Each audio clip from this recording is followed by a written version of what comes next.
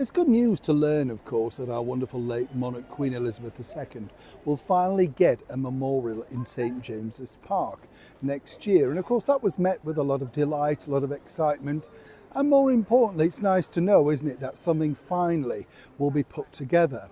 As you know, recently, of course, the Mayor of London, Sadiq Khan, couldn't find, of course, the space to celebrate that, but quickly jumped on this particular brand new news, as one can imagine.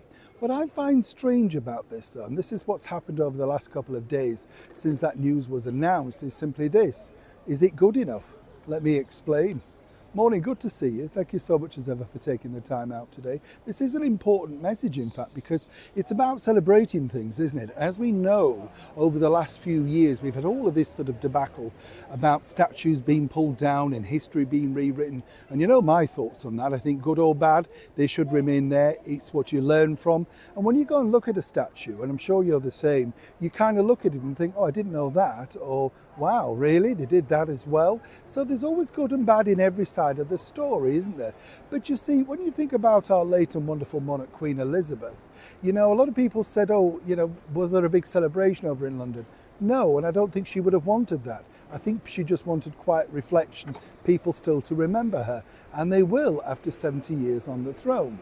But with this sort of news that there's going to be a new memorial in St James's Park, there's a bigger issue now kicked off, and it's all regarding a former monarch herself who had an unrivaled reign. That's right, Queen Victoria, standing proud for many years now outside Buckingham Palace. And it's one of those things that attracts a lot of attention around the world from tourists and featured heavily when there's major broadcasts from Buckingham Palace, as you can imagine.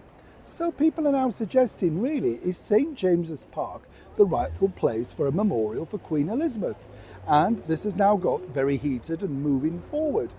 Many people think that she should be alongside Queen Victoria.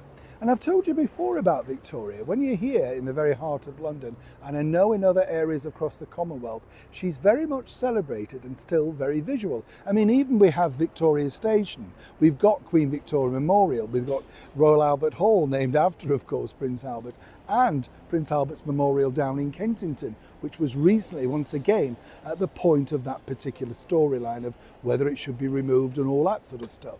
So really, should our late and brilliant monarch of 70 years deserve something a little bit more prevalent, literally in the very heart of where so many things are celebrated, and a place of which she stood on the balcony for many, many years looking out onto her dedicated subjects? A lot of people think there should be. Now, I'd love to know what you think. My thoughts are genuinely that I think she should be celebrated as much as the late Queen Victoria, because after all, they were two very formidable, powerful women that literally kept the monarchy together. And it would seem a shame that although it would attract a lot of people to St James's Park, really, shouldn't she be in a rightful home outside Buckingham Palace? Or better still, something at one of her favourite homes like Windsor and Balmoral? What do you think?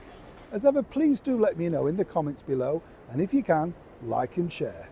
Neil Sean in the very heart of London.